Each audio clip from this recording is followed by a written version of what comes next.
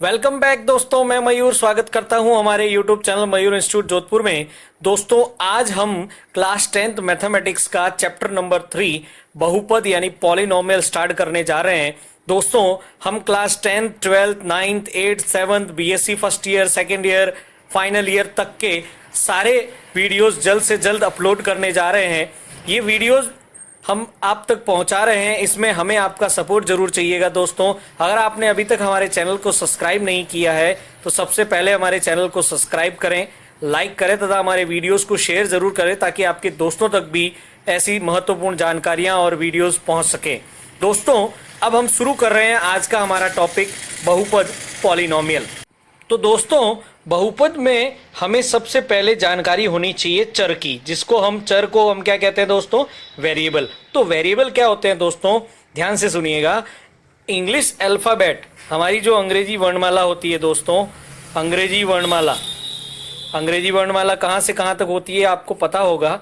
अंग्रेजी वर्णमाला में स्मॉल ए से लगाकर स्मॉल ए टू जेड जो होते हैं अल्फाबेट्स, इनको हम कहते हैं वेरिएबल्स। सपोज एक्स, ए, वाई, टी, ये सारे हमारे क्या हो गए दोस्तों, वेरिएबल हो गए, चर हो गए।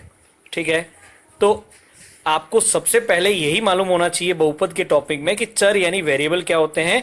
अंग्रेजी एबीसीडी में स्मॉल लेटर, ध्यान रखिएगा, स्मॉल लेटर इंग्लिश जो अल्फाबेट्स होते हैं अंग्रेजी वर्णमाला के ए टू जेड, उसमें से कोई भी अल्फाबेट अगर हमने लिया तो वो हमारा क्या हो जाता है, चर हो जाता है, वेरिएबल हो जाता है। अब उसके बाद दोस्तों दूसरा आपको मालूम होना चाहिए अचर।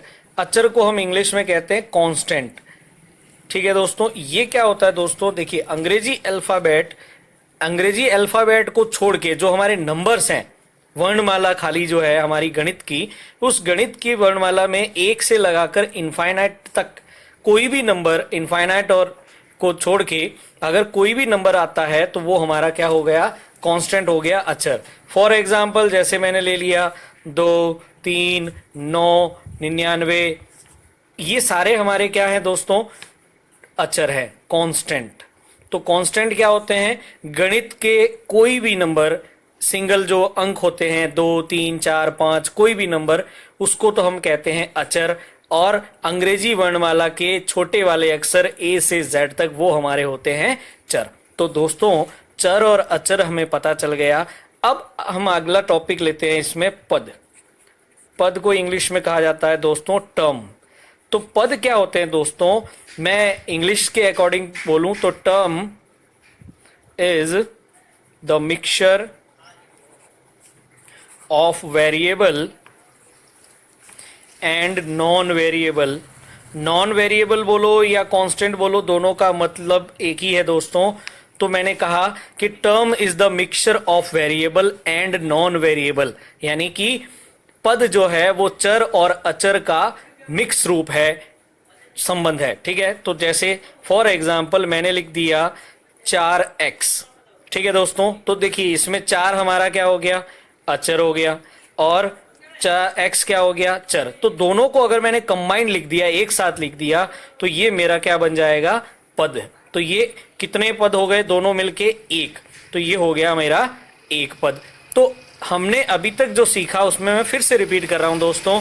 चर क्या होते हैं, अंग्रेजी वर्णमाला के ए से लगाकर जेड तक कोई भी अंक हमने ले लिया वो हमारा मैथमेटिक्स में चर कहलाता है। और गणित के जो अंक होते हैं एक से लगाकर इनफाइनाइट तक, उसमें से कोई भी अंक अगर हमने उठा लिया तो उसे हमारी गणित में अचर यानी कांस्टेंट या नॉन वेरिएबल कहते हैं। फिर है पद। पद क्या होता है, जब चर और अचर दोनों को एक साथ हम लिख देंगे दोस्तों तो वो हमारा क्या बन जाएगा, पद बन जाएगा। अब इसके बाद ये तीनों परिभाषाएं जानने के बाद हम आगे सीखते हैं बहुपद। अब देखिए दोस्तों, अगर मान लीजिए मैंने पद जो हैं ऐसे बहुत सारे पद लिखे सिर्फ घात चेंज करके, जैसे मैंने लिख दिया 5x की घात 3, फिर मैंने लिख दिया 4x की घात 2, फिर मैंने लिख दिया 2x, फिर मैंने लिख दिया x। ये मैंने अलग अलग 4 पद जो हैं इनको एक साथ लिखा है। ये एक अलग पद हो गया, ये एक अलग पद हो गया, ये एक अलग पद हो गया और ये भी एक अलग पद हो गया। अब इन पदों के अंदर दोस्तों आपने एक चीज नोट की होगी कि यहाँ जो चर है वो एक ही है, एक ही चर है, वो है x। चर कौन सा है इन सब में? x। तो x के बाद अपन इसमें ये चेक करते हैं कि देखो यहाँ x की घात 3 थी, यहाँ x की घात 2 हो गई, यहाँ 1 हो गई, यहाँ भी 1 हो गई। तो ये जो है x की घात 3, x की घात 2, x की घात 1 और आगे फिर 0 आ सकता है, 1 हो सकता है, मतलब यहाँ x की घात जो है वो लगातार घट रही है। और दूसरी चीज यहाँ पे चर एक ही है, तो जब एक ही चर हो उसकी घातें जो हैं वो घट रही हो और वो एक साथ लिखे गए हों इतने सारे पद, तो दोस्तों इन सारे पदों को मिलाकर इसको हम कहते हैं बहुपद। ठीक है, तो आपको ये समझ में आया होगा कि पहली चीज बहुपद के अंदर चर एक ही होगा। आप इसको ऐसे, इसको आप जैसे 4y² 3x प्लस 5, इसको आप बहुपद नहीं कह सकते। क्यों नहीं कह सकते दोस्तों? क्योंकि इसमें दो चर हैं, जबकि बहुपद के लिए कंडीशन क्या है? चर एक ही होना चाहिए। ठीक है दोस्तों, तो आपको बहुपद के बारे में समझ में आया होगा। बहुपद क्या होता है? बहुत से पदों को जब एक साथ लिखते हैं और उसमें चर एक ही होता है, सिर्फ चर की घातें जो है वो घटती जाती है, तो उसे हम कहते हैं बहुपद। ठीक है दोस्तों, तो बहुपद के बारे में आपको अच्छे से नॉलेज हो गया होगा दोस्तों। अब बहुपद के और भी बहुत सारे एग्जाम्पल्स हैं, जैसे मैंने लिख दिया 5x की घात 5 प्लस 4x की घात 4, 3x की घात 2 प्लस 2x प्लस 1, ये एक हमारा बहुपद हो गया। दूसरा मैंने ले लिया जैसे 6t5 plus 4t2 plus t, ये हमारा t में एक बहुपद हो गया दोस्तों। तो ये सारे हमारे क्या हो गए? बहुपद। तो बहुपद के लिए हमें सबसे ज्यादा जरूरी क्या चीज ध्यान रखनी है दोस्तों?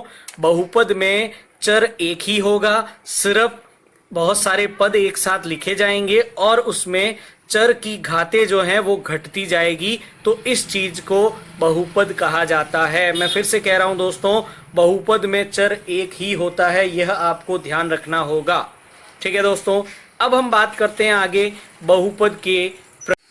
तो अब बहुपद के प्रकार सीखने के लिए देखिए, बहुपद के प्रकारों को किस तरह से हम बताएंगे। बहुपद के प्रकार जो होते हैं दोस्तों, वो बहुपद की घात पर निर्भर करते हैं। बहुपद की घात पर कैसे? बहुपद की घात पर बहुपद के पद निर्भर करते हैं, प्रकार निर्भर करते हैं। कैसे? देखिए दोस्तों, बहुपद में जो अधिकतम घात होती है, बहुपद में चर की अधिकतम घात, मैक्सिमम पावर ऑफ पॉलिनोमियल्स, बहुपद के अंदर चर की अधिकतम घात ही बहुपद की घात होती है। बहुपद की घात होती है, ये आपको ध्यान रखना होगा। ये काफ़ी इंपॉर्टेंट चीज़ है कि आपको पता होना चाहिए कि बहुपद में जो चर होगा उसकी अधिकतम घात जितनी होगी उतनी ही बहुपद की घात होगी, और उसी के अनुसार, घात के अनुसार ही बहुपद का नाम पड़ेगा, उसी को हम बहुपद का प्रकार कहेंगे। जैसे मैंने एक एग्जाम्पल लिया है दोस्तों, 3x की पावर 3, 2x की पावर 2 प्लस x प्लस 5, ये मेरा एक x में बहुपद है। अब मुझे इसके अंदर चर की अधिकतम घात चेक करनी है दोस्तों। यहाँ चर की अधिकतम घात कितनी है? 3। तो इस बहुपद को हम त्रिघातीय बहुपद कहेंगे, त्रिघातीय बहुपद कहेंगे। अगर मैंने एक और एग्जाम्पल लिया दोस्तों, जैसे 5t की पावर 4 प्लस 3t की पावर 2 प्लस t, ये भी मेरा t में एक बहुपद है। अब अगर मैंने इसमें देखा कि चर की घात कितनी है अधिकतम दोस्तों? 4, तो ये चतुर्घाती बहुपद कहलाएगा। जी हाँ दोस्तों, जैसे जैसे घात आपको पता चलेगी उसी के अनुसार बहुपद का नाम होता है। इसी तरह से हम बहुपद के प्रकार को भी डिनोट करते हैं। तो ध्यान रखिएगा, बहुपद के प्रकार बहुपद में चर की अधिकतम घात पर निर्भर करता है। जितनी घात होगी उसके अनुसार बहुपद का नाम होगा। अगर घात 2 होगी तो द्विघाती बहुपद होगा, 1 होगी तो उसे, अगर ध्यान दीजिएगा, अगर घात 1 है तो उसे रैखिक बहुपद भी कहा जाता है। जी हाँ दोस्तों, अगर बहुपद में चर की अधिकतम घात 1 ही है तो उसे हम क्या कहेंगे, रैखिक बहुपद। ठीक है दोस्तों, तो बहुपद क्या होता है ये, और बहुपद के प्रकार कैसे होते हैं, कितने होते हैं, इसके बारे में आज हमने बात की। कल हम यानी कि नेक्स्ट वीडियो में हम बहुपद के आगे की बात करेंगे। उम्मीद करता हूं दोस्तों आपको आज का हमारा ये टॉपिक समझ में आया होगा। नेक्स्ट टॉपिक के लिए आप हमारे अगले वीडियो को ज़रूर देखिएगा। Thank you.